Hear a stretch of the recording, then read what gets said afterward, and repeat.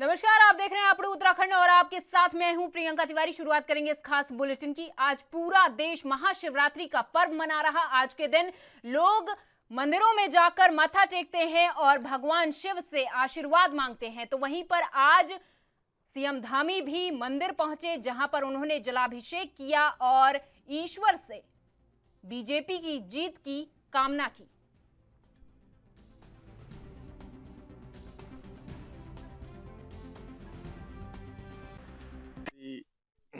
का पर्व हमारे यहाँ पर हर वर्ष बड़े धूमधाम से मनाया जाता है और यहाँ पर बनखंडी महादेव का मेला भी लगता है, जो कि हमारा पूरे इस क्षेत्र के आसपास के क्षेत्रों का बहुत ही आस्था का और श्रद्धा का केंद्र है।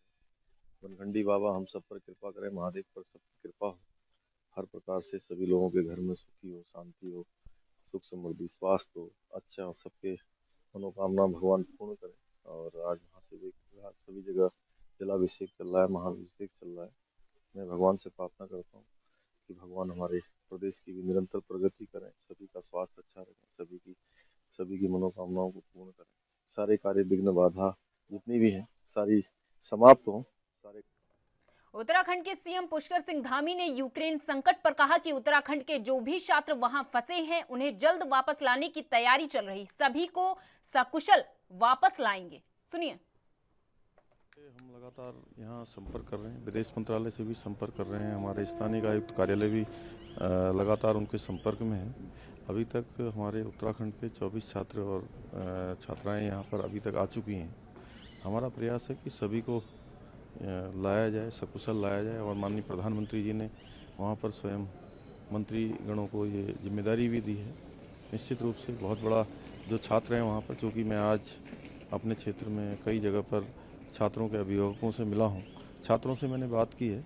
अब सारे के सारे धीरे धीरे वो समीपवर्ती दूसरे देशों में पहुंच रहे हैं और वहां से उनको लाने की व्यवस्था हो रही है। कुल कितने उत्तराखंड के छात्र हैं जो इस समय वहाँ फंसे हुए हैं?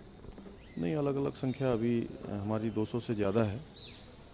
टोल फ्री नंबरों पर अभी भी लोग उसमें दर्ज करवा रहे हैं, वो हम लगातार ले रहे हैं और 24 छात्र अभी तक, छात्र और छात्राएँ अभी तक वापस लौट चुके हैं। ये बताइए कि आप आज दिल्ली, क्या केंद्रीय नेतृत्व से भी कोई मुलाकात होने वाली है आपकी?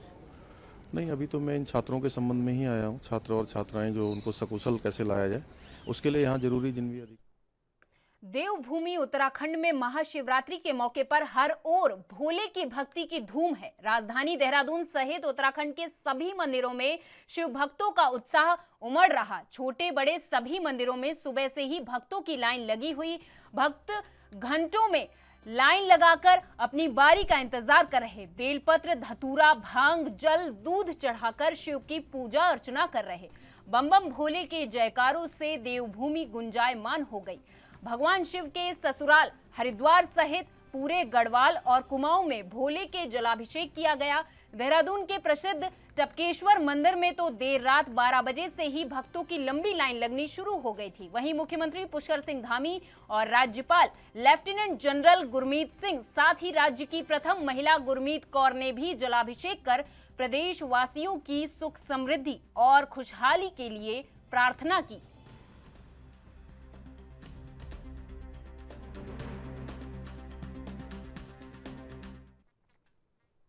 बाराकोली रेंज के जंगल में स्थित झाड़ी मंदिर में प्रत्येक वर्ष महाशिवरात्रि के शुभ अवसर पर 3 दिवसीय मेले का आयोजन किया जाता है। मेले में दूर दराज ग्रामीण क्षेत्रों के साथ श्रद्धालु हरिद्वार से जल लेकर यहां पहुंचते हैं और शिवलिंग में जलाभिषेक कर मन्नतें मांगते हैं। इसी के साथ विशेष मान्यता रखने वाले बुक्सा जनजाति के लोग यहां पहुंचकर सच्ची निष्ठा और भक्ति के साथ जलाभिषेक कर प्रसाद वितरित करते हैं।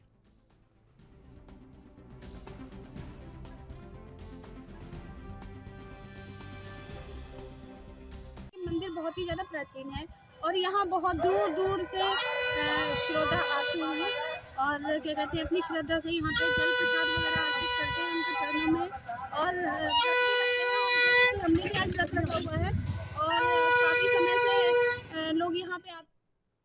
हल्द्वानी में महाशिवरात्रि के मौके पर भव्य कार्यक्रम का आयोजन किया गया। वहीं महाशिवरात्रि के मौके पर आए श्रद्धालुओं से हमारे संवाददाता अमित चौधरी ने खास बातचीत की। सुनिए। महादेव का आज पावन पर्व है, यानी आज महाशिवरात्रि का पावन दिन है और इस पावन दिन को पूरे देश में, पूरे भारतवर्ष में हर्ष और उल्लास के साथ मनाया जा रहा है। भगवान भोलेनाथ से लगातार प्रार्थनाओं का दौर जारी है। मैं मौजूद हूँ अभी हल्द्वानी के बेल बाबा मंदिर पर और आप देख सकते हैं यहाँ पर भगवान भोलेनाथ को जलाभिषेक करने का कार्य लगातार उनके श्रद्धालुओं की तरफ से लगातार जारी है। लगातार जलाभिषेक किया जा रहा है, भगवान भोलेनाथ का बेल पत्ती चढ़ाई जा रही है और उनका प्रिय फल बेर चढ़ाने का कार्य किया जा रहा है। आप देख सकते हैं महिला हो, पुरुष हो या युवा वर्ग हो या बुजुर्ग वर्ग हो, हर वर्ग आज भोलेनाथ के दर्शन करने पहुंचा है। कहा जाता है शिवरात्रि का हम महापर्व भगवान भोलेनाथ आज के दिन बेहद प्रसन्न होते हैं। आज ही के दिन वो प्रकट हुए थे और आज ही के दिन उनका विवाह माता पार्वती के साथ किया गया था, इसलिए आज के दिन की एक अलग ही आस्था हिंदू मान्यता के अनुसार लोगों में है और वो मान्यता, वो आस्था आज आप देख सकते हैं यहाँ मंदिर में लगातार देखी जा रही है। लोग यहाँ पहुँचे हैं। एक व्यक्ति मेरे साथ मौजूद है। भाई साहब ये बताइए, आज महाशिवरात्रि का पावन मौका है, क्या कहते हैं आज किस तरीके से भगवान भोलेनाथ की प्रार्थना की जा रही है? लोग सुबह से यहाँ बहुत भीड़ पे लोग आ रहे हैं और हमारी बेलवा मंदिर की बहुत मान्यता है, इसलिए यहाँ पे लोग आते हैं और सुबह से बहुत भीड़ है। आप लोग देख ही रहे हैं जैसा हो रहा है यहाँ पर। बहुत बड़ा शिव जी का वो सबसे बड़ा बहुत अच्छा आस्था केंद्र है। भगवान भोलेनाथ को आज के दिन प्रसन्न करने के लिए उनके श्रद्धालुओं की तरफ से लगातार कीर्तन किया जा रहा है। आप देख सकते हैं यहाँ पर भजन लगातार किया जा रहा है, कीर्तन किया जा रहा है। भगवान भोलेनाथ के भजन यहाँ पर लगातार गाए जा रहे हैं और आज के दिन भोलेनाथ को प्रसन्न करने का कार्य लगातार किया जा रहा है। आप देख सकते हैं श्रद्धालुओं की भीड़ लगातार यहाँ पर भगवान भोलेनाथ के दर्शन के लिए लगी हुई है और पूरी तरीके से आज के दिन को विशेष बनाने के लिए, भगवान से प्रार्थना करने के लिए यहाँ पर लगातार श्रद्धालु आ रहे हैं। एक मैम मेरे साथ मौजूद है। मैम, आज महाशिवरात्रि का मौका है, आप यहाँ पहुँची हैं, क्या मान्यता है आज के दिन की और कैसे भगवान को प्रसन्न करने वाले हैं आप लोग? आज के दिन भगवान को मंदिर में पानी चढ़ाते हैं और फिर वहाँ सारे देव लोग आते हैं पानी चढ़ाने और फिर इधर उधर से भी पानी बेलपत्र और इत्यादि सारे चढ़ाते हैं। बहुत बढ़िया विशेषता ठहरी, भोलेनाथ की सेवा है, इतना हो रहा है यहाँ पर, मेला लग रहा है। उससे बढ़िया क्या होता है, भोलेनाथ की कृपा ही कृपा है सब जगह, असीम कृपा है, सब पर कृपा बनी रहे। भोलेनाथ से विशेष यहाँ पर प्रार्थना की जा रही है, अपने लिए आशीर्वाद मांगा जा रहा है और जन कल्याण से जुड़ी चीजें मांगी जा रही है। यहाँ पर लगातार पूजा का दौर जारी है। एक पंडित जी और है, उनसे बात करने की कोशिश करेंगे कि लगातार लोगों को यहाँ पर आशीर्वाद दिया जा रहा है, लोगों की प्रार्थना यहाँ पर शुरू की जा रही है। पंडित जी, आज शिवरात्रि का महापर्व है, किस तरह से लोग यहाँ पहुँच रहे हैं, लगातार आस्था का प्रतीक माना जाता है, दिन को बहुत बड़ी मान्यता है, पूजा पाठ कैसे की जा रही है? आज शिवरात्रि के महापर्व में यह बेल बाबा मंदिर में सभी ब्राह्मणों द्वारा रुद्राभिषेक 4 प्रहर की पूजा की जाती है। यह प्राचीन बेल बाबा मंदिर 125 साल पुराना है। श्रद्धालु यहाँ पहुँच रहे हैं, जैसे भाई साहब लोग हैं, विशेष पूजा कर रहे हैं, किस तरह से भगवान भोलेनाथ का आशीर्वाद दिलाने वाले हैं उनको आप लोग? भगवान भोलेनाथ महामृत्युंजय बेल बाबा से हमारी प्रार्थना है कि जो भी भक्तजन श्रद्धालु यहाँ पर आते हैं, भगवान उनके सभी मनोरथ सिद्ध करें, उनके घर में सुख शांति, कारोबार में वैभव में तरक्की करें, बच्चे विद्वान उन्नति करें, ऐसी कामना हमारी भगवान से है। एक श्रद्धालु मेरे साथ मौजूद है। सर, माफी चाहूँगा, पहले तो आपकी पूजा विघ्न डाला, ये बताइए आज भगवान भोलेनाथ का दिन है, कैसे यहाँ प्रसन्न कर रहे हैं, कैसे पूजा पाठ करा रहे हैं? दर्शन है, महाशिवरात्रि का पर्व है, बहुत बढ़िया लग रहा है, अच्छा लग रहा है। श्रद्धालु काफी लोग आ गए, परिवार यहाँ आए, माता जी साथ में, धर्मपत्नी साथ में, बच्चे साथ में, आज के इस दिन को कैसे विशेष बनाने वाले हैं आप लोग? हाँ, महाशिवरात्रि का दिन है, बहुत विशेष पर्व है। माता जी, कितना आशीर्वाद दे रहे हैं बच्चों का, परिवार के साथ आइए आप? हाँ, हम इनके साथ आए हैं, बच्चों के साथ आई हूँ और मेरे बच्चे सब परिवार, मेरी लड़की लड़के जो भी दामाद, सब राजी खुशी भोले बाबा इनकी मनोकामना पूर्ण करे। बेटा, आज शिवरात्रि है, कैसे कहते हैं आज भगवान भोलेनाथ से क्या प्रार्थना की है आपने, क्या मांगा है भगवान से आज के दिन? सब लोग खुश हो। अच्छा, और पढ़ाई लिखाई अच्छी हो, ये मांगा, बड़े अफसर बनो। हाँ, चलिए, आप देख सकते हैं बड़े हो या छोटे बच्चे हो, तो प्रार्थना यहाँ पर लगातार की जा रही है और भगवान भोलेनाथ को प्रसन्न करने का कार्य लगातार किया जा रहा है। Amit Chaudhary, NB news. प्रसिद्ध बागनाथ मंदिर में शिवरात्रि के पावन पर्व पर प्रसिद्ध बागनाथ और नीलेश्वर महादेव मंदिर में भगवान शिव की पूजा अर्चना करने वाले भक्तों का तांता लगा रहा। महादेव की पूजा करने से पूर्व शिव भक्तों ने पावन सरयू नदी में स्नान कर बागनाथ मंदिर में स्थित काल भैरव और कालिक मां सहित विभिन्न देवी देवताओं के मंदिरों में पूजा अर्चना की।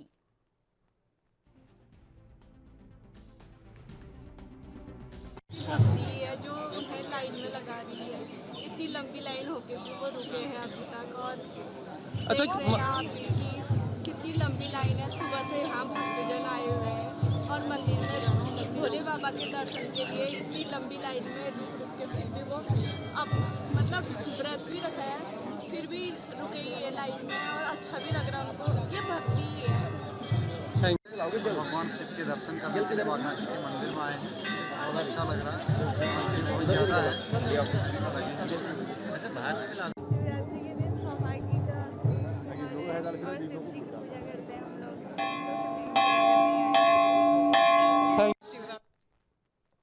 पूरे देश के साथ ही राजधानी देहरादून में भी महाशिवरात्रि का पर्व धूमधाम से मनाया जा रहा। श्रद्धालुओं ने मंदिरों में जाकर शिवलिंग पर जलाभिषेक किया और पूजा पाठ कर सुख समृद्धि की कामना की। महादेव के शिवालयों में भोले शंकर के जयकारे के उद्घोष से गूंज उठे।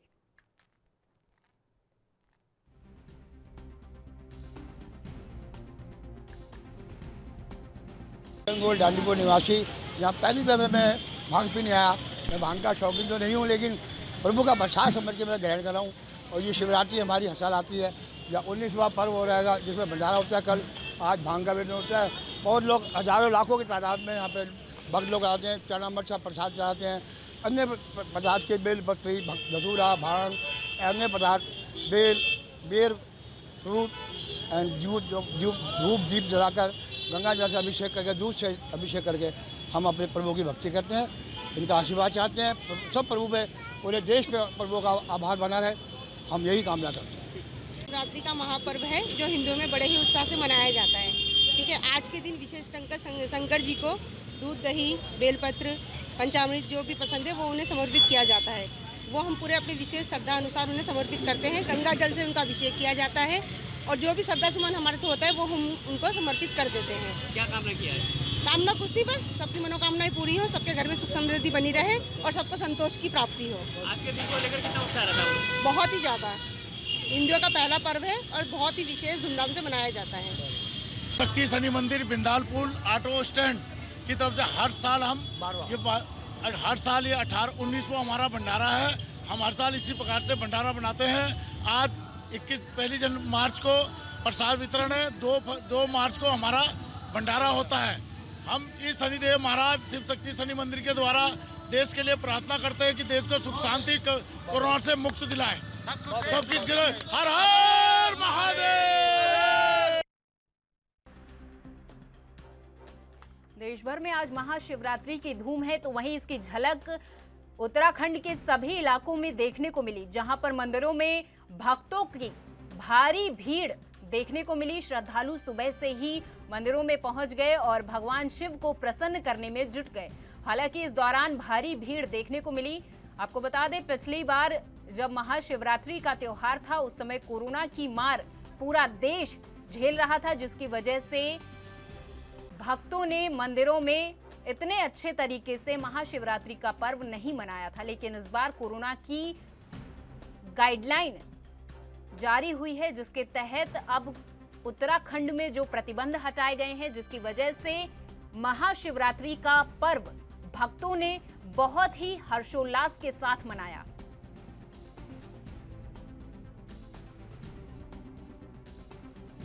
हालांकि अभी भी कोरोना का कहर जारी है, लेकिन पिछले साल जो आंकड़े आ रहे थे उससे इस बार थोड़े कम ही केसेस नजर आ रहे, जिसको लेकर अब राज्य सरकारें और केंद्र सरकार लगातार अलर्ट है।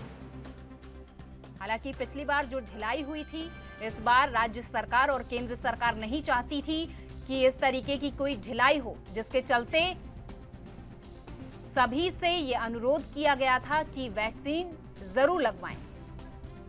हालांकि वैक्सीनेशन का काम अपने जोरों शोरों पर है। सभी ने बढ़ चढ़कर वैक्सीनेशन करवाया और कोरोना की लड़ाई में अपना योगदान दिया, वो चाहे फ्रंट वर्कर्स हो या फिर राज्य सरकार और केंद्र सरकारें क्यों ना हो।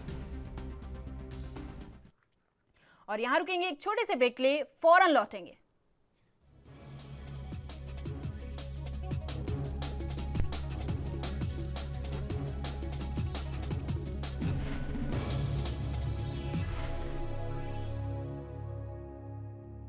ब्रेक के बाद आपका स्वागत है। खबरों की ओर रुख कर लेते हैं। उत्तराखंड में जहां सरकारें पहाड़ों में बेहतर स्वास्थ्य सुविधाएं मुहैया कराने में जुटी हुई हैं, तो वहीं पर ये धरातल पर खोखले दावे साबित होते हुए नजर आते हैं और पहाड़ों के अस्पताल महज रेफर सेंटर साबित हो रहे। यकीन मानिए, खुद चमोली जिले के मुख्य जिलाधिकारी ने विशेषज्ञ चिकित्सकों की कमी से जूझते चमोली जनपद पर अपनी प्रतिक्रिया व्यक्त करते हुए चिंता जाहिर की और कहा कि जिस तरीके से धरातल पर जो दावे हैं वो खोखले नजर आ रहे, जिसको लेकर अच्छी स्वास्थ्य व्यवस्था नहीं बन पा रही।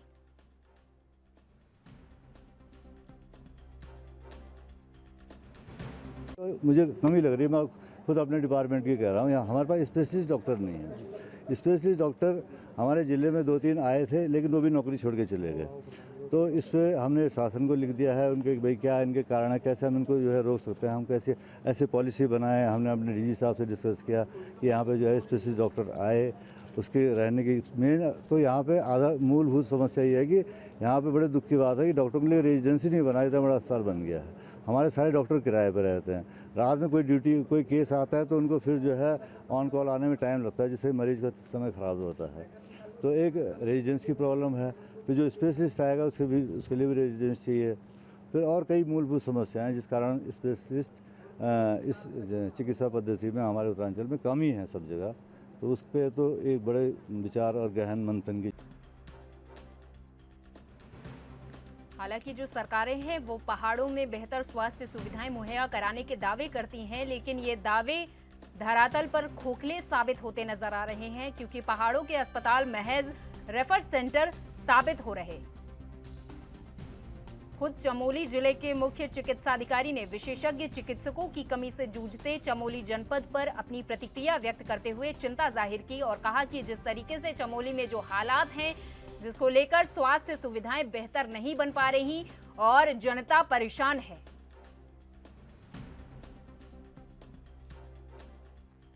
हालांकि धामी सरकार अपनी तरफ से पूरा प्रयास करती है कि पहाड़ों में बेहतर स्वास्थ्य सुविधाएं मिले, जिसको लेकर लगातार धामी सरकार प्रयासरत रहती है कि किस तरीके से जनता की परेशानी को दूर किया जाए।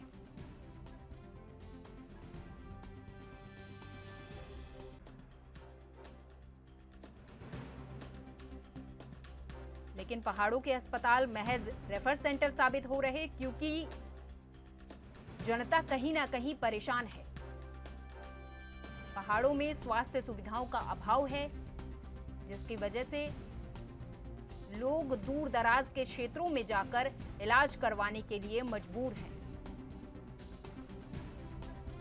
चमोली का ये मामला है जहां पर स्वास्थ्य केंद्र की जो सुविधाएं हैं वो जनता को नहीं मिल पा रही, जिसकी वजह से चमोली की जनता कहीं ना कहीं बेहद ही परेशान है,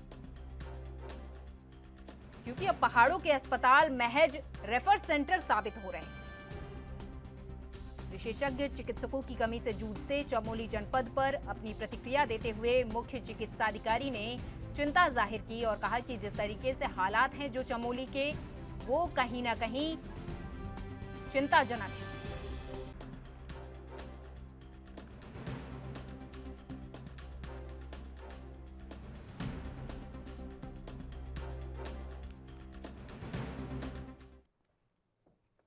मैंगलोर का छात्र मोहम्मद रहीम 3 दिन से रोमानिया एयरपोर्ट पर घर लौटने का इंतजार कर रहा, लेकिन वह एयरलिफ्ट नहीं हो पाया। इसके चलते परिजन काफी परेशान हैं। यूक्रेन में मेडिकल की पढ़ाई करने के लिए मैंगलोर के मोहल्ला किला में रहने वाले राजस्व विभाग में कार्यरत मोहम्मद नदीम का पुत्र मोहम्मद रहीम भी गया हुआ है। यूक्रेन से निकलकर रोमानिया की सीमा में तो प्रवेश कर गया है, लेकिन अभी तक वो एयरलिफ्ट नहीं हो पाया है।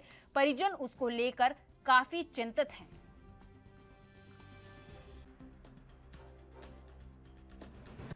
मैं आपके चैनल के माध्यम से ये भारत सरकार को भी अवगत कराना चाहता हूँ कि मेरा बेटा मेडिकल MBBS की पढ़ाई के लिए यूक्रेन गए हुए थे। इवानो फॉरेंसिक यूनिवर्सिटी में पढ़ रहे हैं।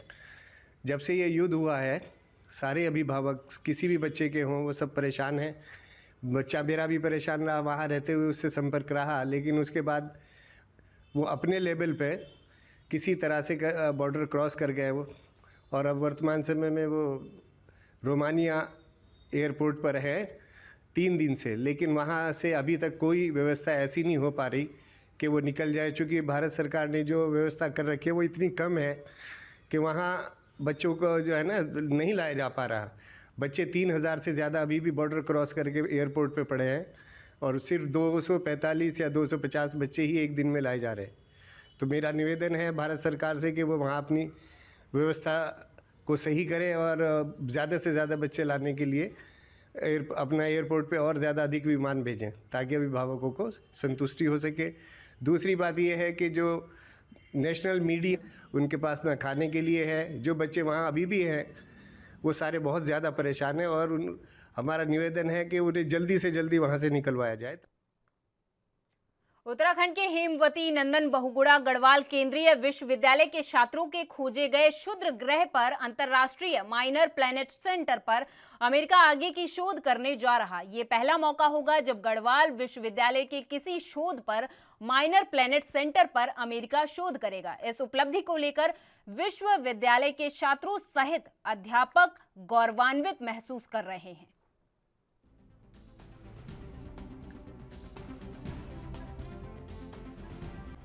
नासा के बहुत सारे सिटीजन साइंस प्रोग्राम हैं, उनमें से एक है इंटरनेशनल एस्ट्रोनॉमिकल सर्च कोलैबोरेशन। इसके अंदर हम क्षुद्र ग्रहों की खोज करते हैं। जो हम जिस कैंपेन के पार्ट थे वो था स्पेस जनरेशन एडवाइजरी काउंसिल का जो फाइंड एन एस्टेरॉइड प्रोग्राम था, जो साल में एक बार होता है। उसके अंदर हमारी टीम ने पार्टिसिपेट किया था, जिससे हमने IISc के साथ मिलके हमें हवाई यूनिवर्सिटी अमेरिका के पेन स्टार टेलीस्कोप से रियल टाइम डेटा मिलता था, जिससे हम डेटा एनालिसिस करते थे और हमें एक सॉफ्टवेयर जो था एस्ट्रोमेट्री का, उस सॉफ्टवेयर का एक्सेस दिया गया था और उस सॉफ्टवेयर से हमारी टीम मिलके रियल टाइम डेटा एनालिसिस करते थे और उसकी माइनर प्लैनेट सेंटर रिपोर्ट जो हम IISc को भेजते थे। और इन रिपोर्ट के अंदर हमारी अभी एक प्री डिस्कवरी। जसपुर में पत्नी और सास की पाठल से वार कर निर्मम हत्या करने के आरोपी सोनू को लेकर एक बड़ी खबर सामने आ रही। मिली जानकारी के मुताबिक आरोपी सोनू ने आज सुबह लगभग 4 बजे गाजियाबाद के कविनगर थाना क्षेत्र के रेलवे ट्रैक पर ट्रेन के आगे कूदकर आत्महत्या कर ली है। सोनू का सिर धड़ से अलग हो गया। सूचना पर पहुंची कविनगर पुलिस ने शव को कब्जे में लेकर पोस्टमार्टम के लिए भेज दिया है।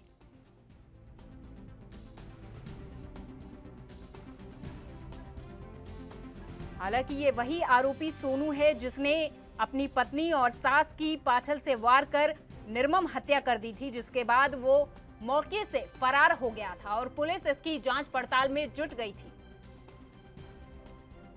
लेकिन बाद में खबर ये आई कि सोनू की ट्रेन से कटकर मौत हो गई है। उसका सर धड़ से अलग हो गया और मौके पर पहुंची पुलिस ने शव को कब्जे में ले लिया है और